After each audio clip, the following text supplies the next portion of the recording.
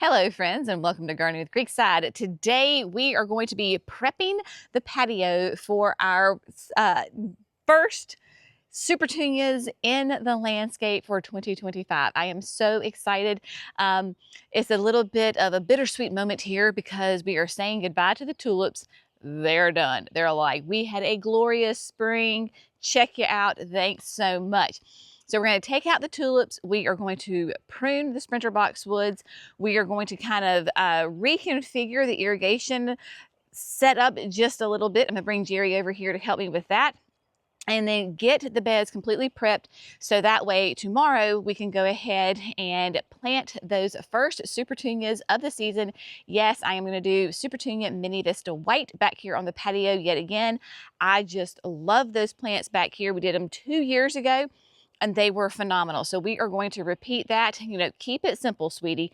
It is going to be a lovely, beautiful summer. So let me show you what we're going to do, and let me show you all of my supplies that I have gathered. So of course, back here on the back, in the backyard, we did all of the tulips were the Shocks and Struts blend from Color Blends, and yeah, they're done. They are gone. We've had it's been a very windy spring here for us. And so yesterday with the wind in the afternoon, it just basically took away all of those petals.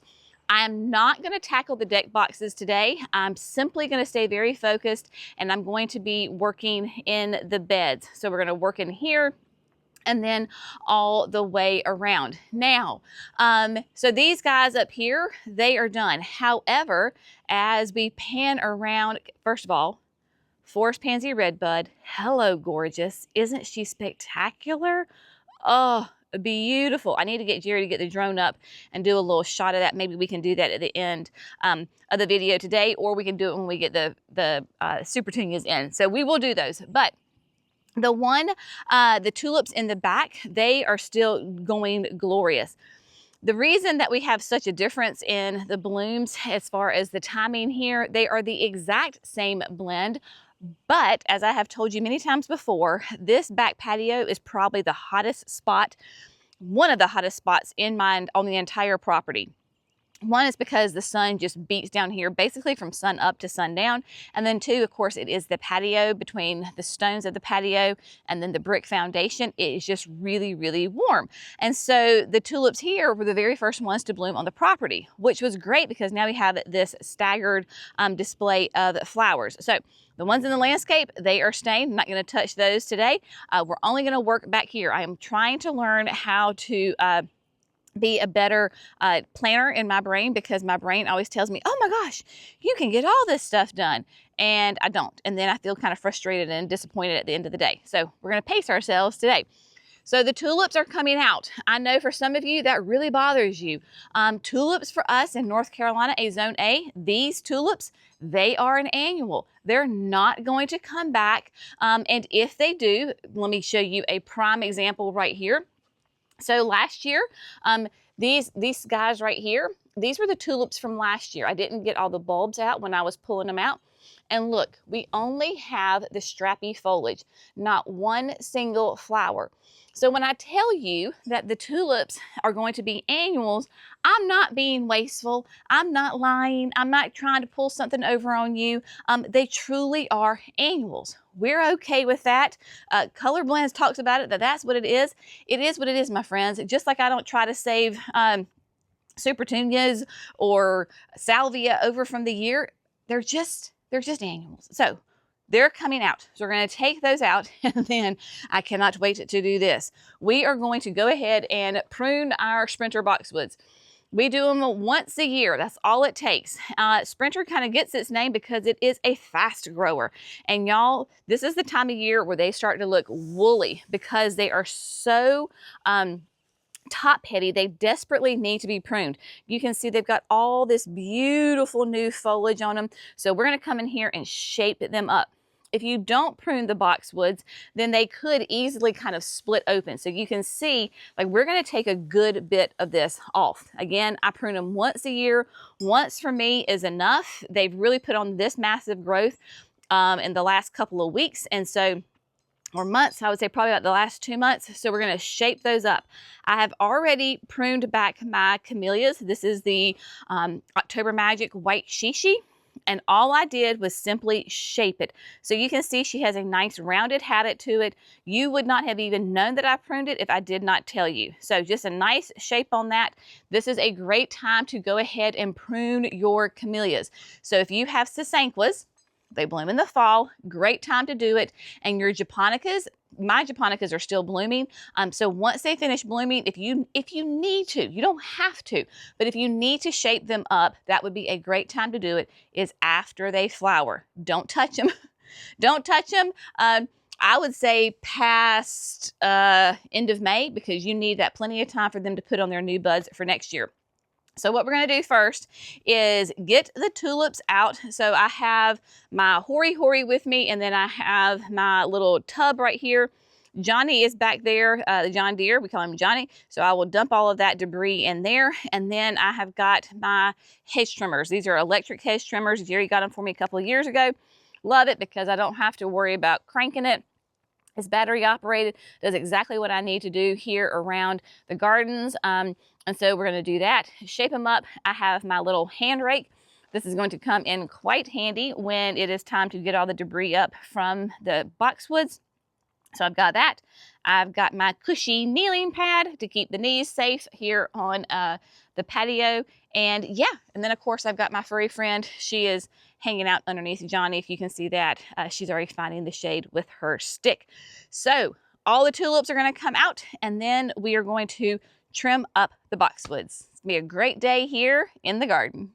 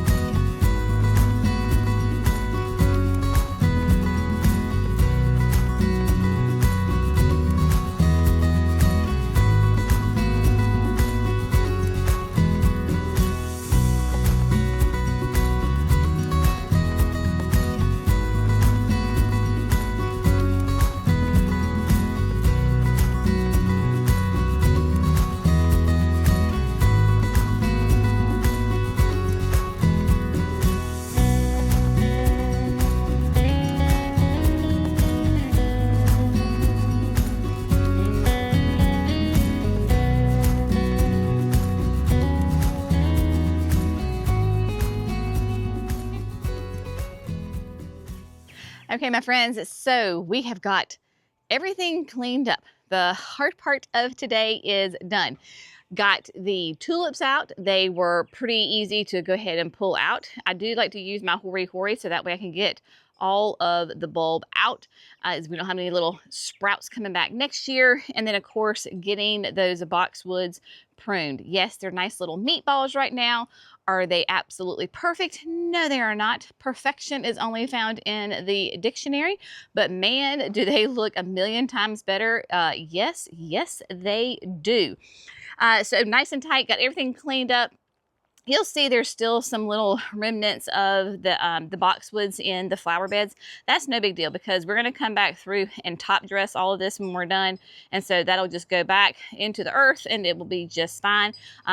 We will get everything cleaned up and look nice and neat and tidy. My alarm is going off. So we don't have to worry about that. Now, Sweet Thing is going to be joining me here in just a second because we're going to be revamping the irrigation a little bit. So there he is. So what we're going to do is, because when we put these beds in, we installed irrigation, and What you looking for, honey? The fittings? Yeah, did you take them? No, I never saw them. Okay. So there is black tubing. This is solid tube in there. And so that's what has always been in here. And then we just put emitters on the shrubs. What Jerry's doing is putting back together, oh, watch the rose, she'll get you. Last year, I had come in and added little micro tubing because I have got clematis back there. Let's see if the camera will show you. The brown tubing that's sticking up, that's the little micro tubing. So it's wrapped around the clematis. And then I felt like I needed a little extra more around the roses. So then it came back around the roses. So that's what's in here. That black solid pipe is through here. And like I said, the emitters are on the shrubs. That is for the same for both of the flower beds. So what we're going to do today is because we plant the annuals down the front, and I have to hand water those because there's no irrigation on that. So we're going to install the drip tubing that is right here. This is that brown drip tubing that we use in basically all of our landscapes. And you can see that it has the emitters already in here. This one looks like it's maybe about every 18 inches. It's by Rainbird. You can get them at different intervals, the 12 inches, 18 inches. 18 will be fine. I might prefer a 12, but 18, it'll work. It'll be just fine. So what we're going to do is connect into that solid pipe, and you can really see it down here where I had transplanted Elizabeth, which she's doing good. Look at her, all flushed out. So what we'll do is just connect in to this pipe and then run that brown tubing down all the way in the front, and then probably tie back in to have a closed system down there by the gardenia. So we'll do that on this side, and then we'll kind of come over here, and we found the tubing behind the gardenia. You can see that down there. So it's down there. So we'll tie into that and then run it down the length right here in front of the boxwoods and the camellias. Then what we're going to do is we're going to go ahead and curl it around this boxwood, because in this bed I have got 2 David Austins and the blue chiffon Rose of Sharon. Now, if you're followers of us, you're like, Jenny, what in the world happened? So I did have Emily Bronte right here, and Emily Bronte is a gorgeous rose, but she was a big girl. So yesterday I dug her up and I put her in the backyard bed. And then when I bought my David Austins, I added another Desdemona. So baby Desdemona has a lot of catching up to do with big sister Desdemona, but she'll get there. It'll be fine. But this bed has never been on irrigation. I've got the pipe in it. We've never connected it, as you can see right here. So what we're going to do, what Jerry's going to do for me, is we're going to bring that tubing, come down here, curl it around, cut, make some elbows, and just have it hug right up against the wall and the patio, and then come down, and then that'll all be in one system. So that's a lot of irrigation to be doing right now, but one, it's not going to be hard because the bones are in, so it'll be super easy to do. 2, now is the perfect time to do it because we've already, quote, deconstructed the bed. And then when we put these annuals in and everything else back in, then we can cover it all back up, and you'll never even know that anything was there. So Jerry's working on this right now. So let me show you. So what he has done is cut it, use the Felcos, cut that black tubing, and he's putting in a T. So you reconnect it, and then all we have to do is simply come in and then put the brown tubing right where his thumb is, right there, and then run it. Easy peasy as that. Right, hun? Mm-hmm. He says. All right, so we're just going to go ahead and get the rest of these set up.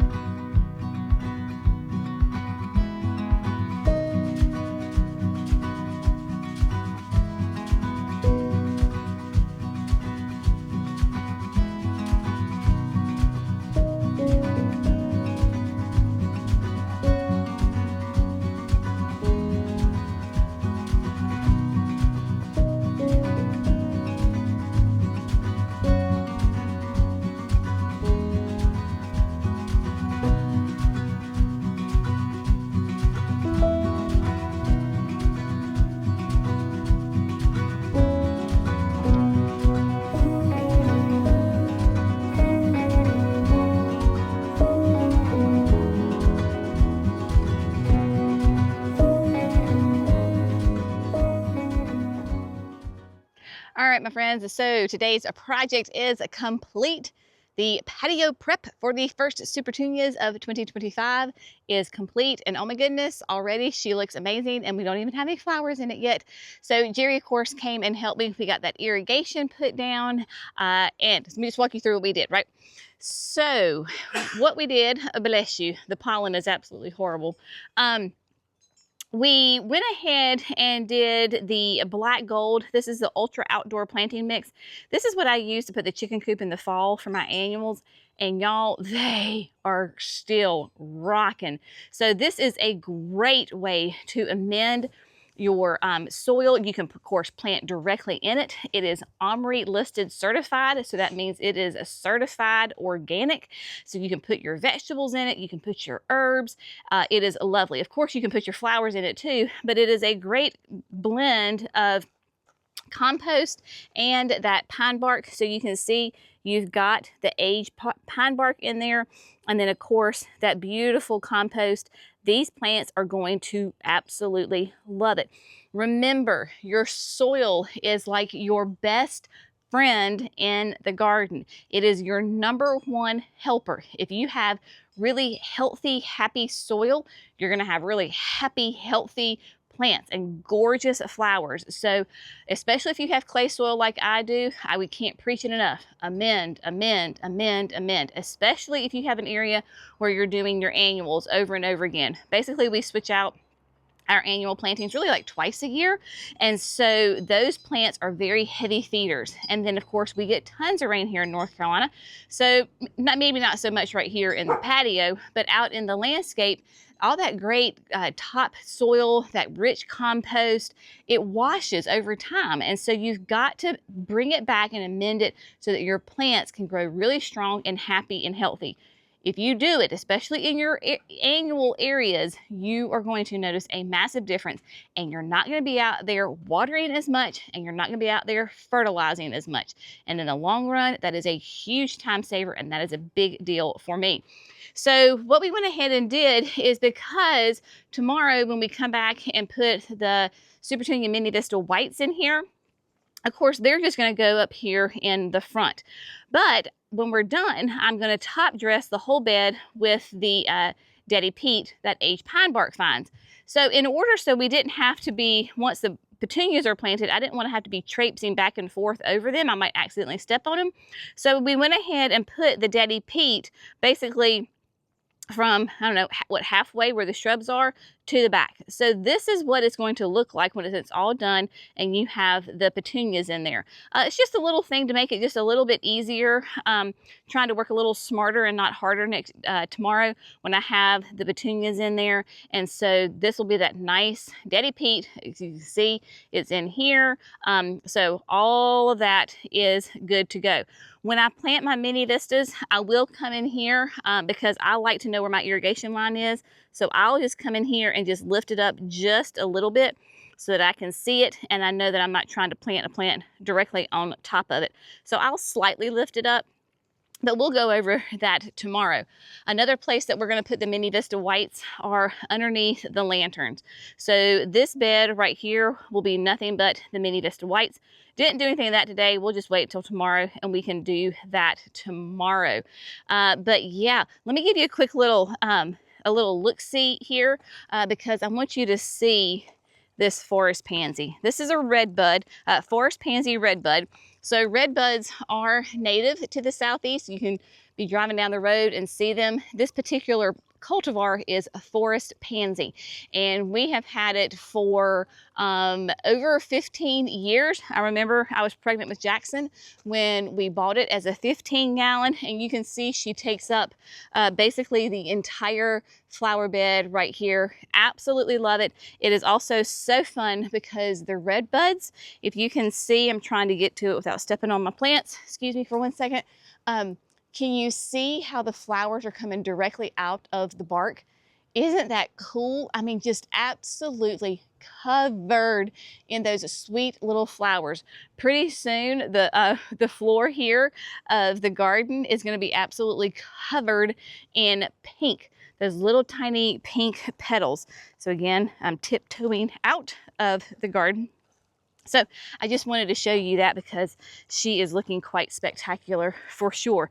Now, just to give you a little sneak peek of what we're going to do as far as annuals go back here in the back. I've got my jonquils are blooming, and man, they smell so good. So we've talked about this before. I have got 3 summerific lilac crush hibiscus right here, and they love this spot, but they love it way too much, and they're hindering my 9-bark growing and then this gardenia. I should not have put 3 here. They just are very happy, very vigorous. So what we're going to do is once the daffodils are finished blooming, I'm going to have Jackson come back in with the excavator, and we're going to lift these 3 lilac crushes out of the ground. I'm going to probably it'll dig up my daffodils, so that's okay. So that's why I'm going to wait till they're done, and then we'll replant them. I'll probably go ahead and divide them and add them in some other areas, but we're going to dig up the lilac crush, and then we're going to move them back here to this backyard bed that we have not redesigned yet. So because we love the lilac crush, it is a gorgeous color. So basically what we're going to do is we're going to have one kind of behind the birdhouse where that was the Valentine's crush. We got rid of that one. So we're going to have a lilac crush 1, and then kind of behind the forsythia 2, and then 3. Now you may say, why are you going to put it right behind the forsythia? Well, 1, the forsythia is blooming right now, right? She's beautiful, but you saw what the lilac crush looked like. They're still dormant. They haven't even sprouted yet. So when the forsythia is big and beautiful, you won't see the hibiscus, and then vice versa. Because as soon as the forsythia gets done blooming, then I really trim it because it's such a vigorous grower. I really trim it, and then it's just a pretty green, and then you'll have that lilac crush that's a very upright grower behind it. So it'll all work together. So that is the plan on that. Let me show you Emily Bronte. Remember I told you that I moved her out of the patio garden yesterday and brought her down here. I am very pleased with her because she is not even wilting at all. And it has been quite warm yesterday and today. I really amended the soil with compost. I poured a 5-gallon bucket of water on her, and so she's doing great. I did prune her quite severely before I moved her. She was probably like up to here. I mean, she was really tall, tons of foliage on it. So I cut it back so that way she doesn't have as much to sustain during this transition. She absolutely will still bloom, but that's just a little key tip. Look at that. She's so happy. I just see a little bit of curl on that one leaf. Happened yesterday, but everybody else is nice and perky, so very good. I will just watch the water on her for that. But yes, there you go, my friends. So tomorrow, yes, we will do the Mini Vista Whites, and then before I know it, the tulips in the landscape will be done. I suspect probably about this time next week they will be done, so then we will come and take those out. We are going to do Mini Vista Whites here. Last year we did Snowdrift. This year we're going to do Mini Vista White. So basically everything up on the patio is going to be Mini Vista White. And then here in the backyard in the 3 corners here, we're going to do Supertunia Mini Vista Plum Vein. That is the new one this year with the new unplugged white salvia. So that's going to happen in those main 3 areas. I have always done it also in this last corner underneath the maple tree, but I've noticed, especially last year, I just didn't get very much sun once the maple tree leaves out. So what we're going to do is we're going to plant hydrangeas right there. So I have got 3 gorgeous Let's Dance Skyview hydrangeas. They're hanging out the chicken coop. They're in the holding zone. And so we are going to plant them there. Reblooming macrophylla hydrangea. Cannot wait. So it's been a great day here in the garden, but we are done. And so we will see y'all tomorrow. If you have found this fun, informative, and inspirational, we would love it if you would like this video and subscribe to Garden with Creekside. That way you don't miss those 5 videos we produce every week.